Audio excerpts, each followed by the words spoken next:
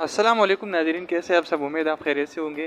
नाज़रीन, आज की वीडियो में हम घर के काम काज के बारे में इंग्लिश फ़िक़रात सीखेंगे, जिसको सीख के आप अपने इंग्लिश को आसानी के साथ इम्प्रूव कर सकते हैं। यानी अगर घर में कोई फीमेल काम कर रहा होता है या मेल काम कर रहा होता है, तो इस सेंटेंस को सीख के आप अपने इंग्लिश को आसानी इम्प्रूव कर सकते हैं। तो चलिए स्टार्ट करते हैं। शी वॉज डूइंग चोर्स, यानी वो घर के काम कर रही थी।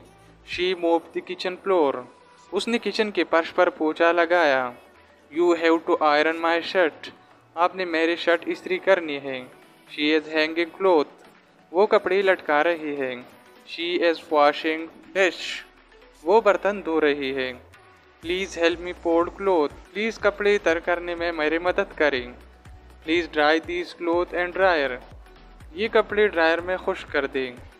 Please wipe up this table, please ये मेज़ साफ कर दें। She was bathing her baby, वो अपने बच्चे को नहला रही थी।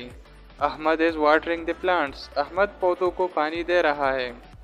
पील दीज पोटैटोज, ये आलू छील दें। कट दीज पोटैटोज, ये आलू काट दें। अमना विल कुक दी डिनर, अमना रात का खाना बनाएंगी।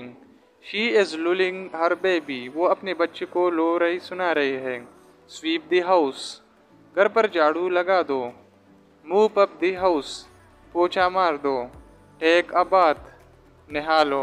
Bring out the vegetable from the fridge, इसका मतलब है दोस्तों फ्रिज से सब्जी निकाल दो। Food is not yet ready, खाना अभी नहीं बना।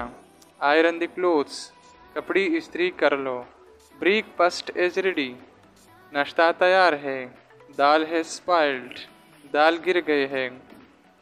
Rice is not yet ready, यानी चावल कच्चे हैं अभी। Why are you so lazy, इतनी आलसी क्यों हो तुम।